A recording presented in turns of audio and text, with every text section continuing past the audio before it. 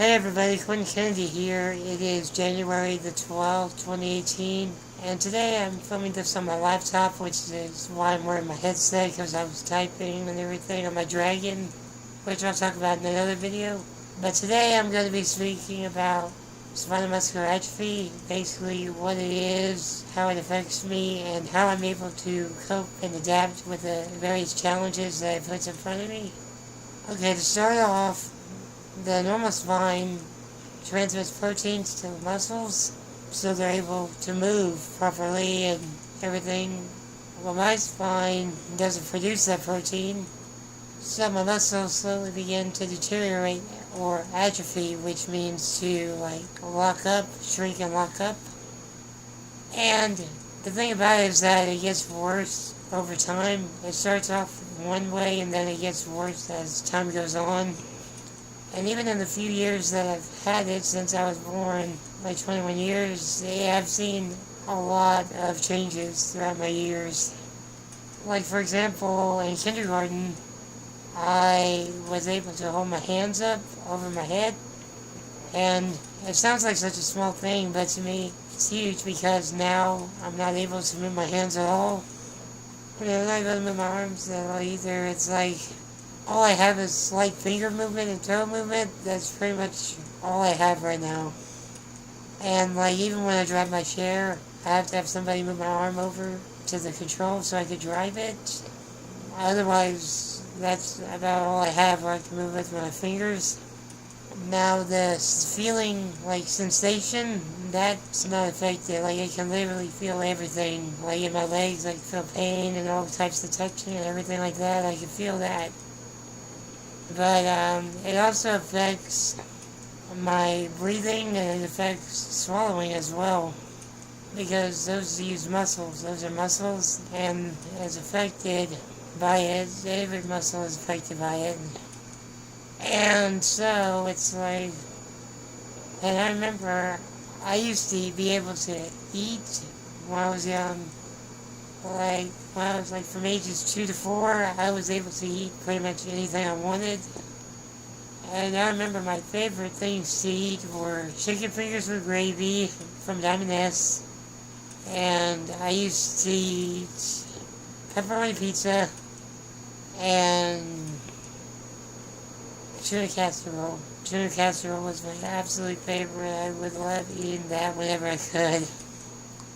And I remember even getting chicken fingers. Sometimes I wanted them so bad I would eat them on the way home and not even wait till dinner time.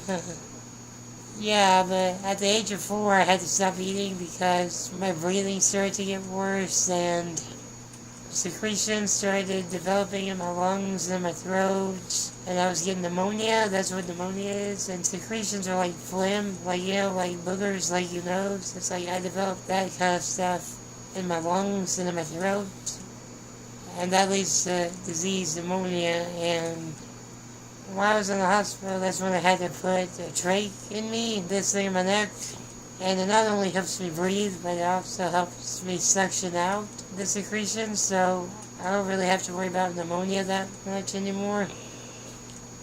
But the next thing that it also affects is a tongue and the mouth, because you use muscles in your face to move your mouth, and your tongue itself is a muscle, so those are all affected.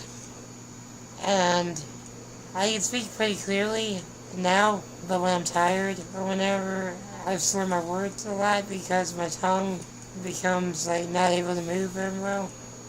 And my mouth, sometimes my jaw locks up. As of the past year, occasionally my jaw will lock up, or my lips just don't want to move. So sometimes if it's at night or something, you might see me do something like this, yeah, like that. It looks kind of weird when I do it, but it awakens my mouth kind of. It reboots it, if you will, so I'm able to speak a little clearer for a little longer. And sometimes my tongue, it locks up, so I slur my words sometimes. And also, what's interesting is that a defining trait of spinal muscular atrophy is our tongues are wider than the average tongue. And also, we have this thing called tongue vesiculation. I was looking at my favorite tongue vesiculation. That is basically a fancy, like, fluffy medical way of saying that our tongue constantly vibrates. Like, if you can see, like, yeah, you see it vibrating. That's all estimated people have that. That's how it's identified a lot of times, is through the tongue. And no matter what you do, whether you hold it or whatever, it still vibrates. You can't stop it. And I looked up a reason for it, but there wasn't really a definitive answer. So I'm not really going to mention the reason why on that. But another defining trait of SMA that I think is really cool, like, it's kind of like a silver lining to it, but people with spinal muscular atrophy are generally intelligent. Like, we excel academically. And I'm about to graduate with my bachelor degree in English Lit, and I have a 3.9 GPA currently. So that's good. So that's proof that it does work. Like, we're all intelligent. And I looked up for a reason for that as well, and there is no definitive answer for that either. There are multiple theories, but I personally think that it's how we're active, because it's really, really hard for us to go out. Like, we have to do a lot of planning, and it takes a long time. Like, we have to pack supplies, we have to pick the right time to go, it has to be the right weather, all that, because I get sick through everything. Like, I get sick pretty easily, and because of that, we tend to limit our outings. So instead of that, we stay home and study, pretty much, because there's nothing much to do. So we look up stuff on the internet, do homework, or whatever we have to do, because that's all we do. Otherwise, we sit around all day, and I can't do that. I'm too social for that, so yeah, we just retain a lot of information. And that's a problem with some SMA people, is that they're kind of awkward socially because they don't do it a lot.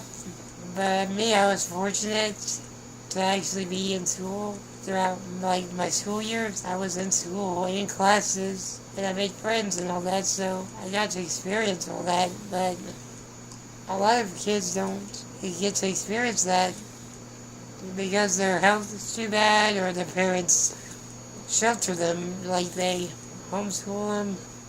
They don't want them to go out because they get sick and everything, which is important, to have that, but I feel like that can't be the complete focus. Like, it's important to prevent infections and prevent you from getting any worse, but at the same time, I feel like, what's the point? Like, you have your health, sure, like, you're not getting sick at all, but I mean, you look back, like, 30 years from now and be like, what have you done? Like, you have your health, but what's the point if you use it to do anything, like anything you want to do, And it's like, I got sick, of course. I got sick like everyone else.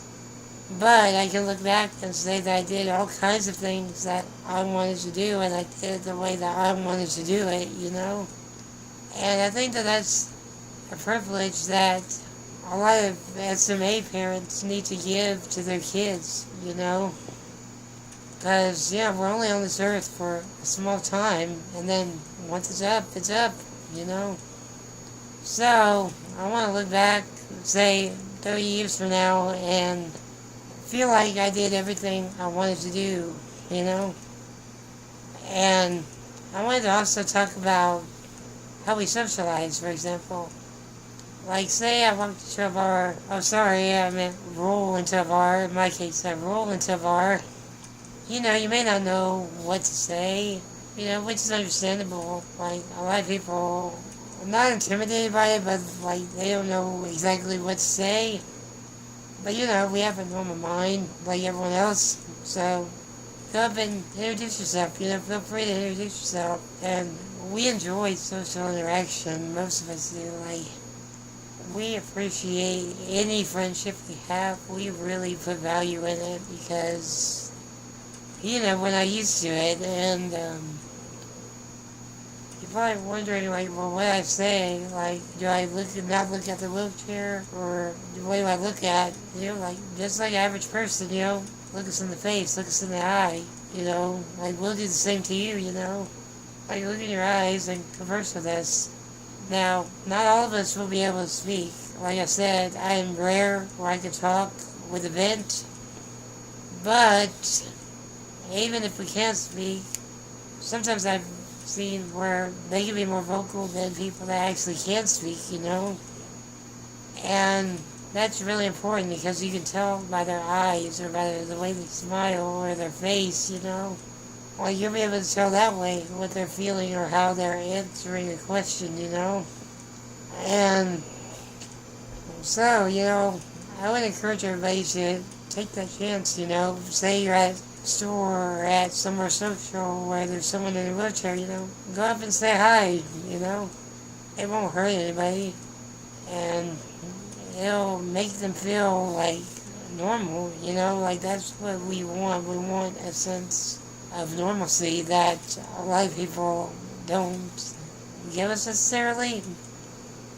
And it just feels good to feel like a normal person, like we can do 99% of things that everyone else can. We just have to do it a different way. And that's really the main message that I wanted to give with this video, is that we're just like everyone else. We just do things differently. And plus we don't get tired because we can roll all day. We can literally roll all day. So, we can speak all day. So, I think that's a good place to close it for this video. Thank you for watching. And this has been Queen Kennedy, rolling out. See you next time.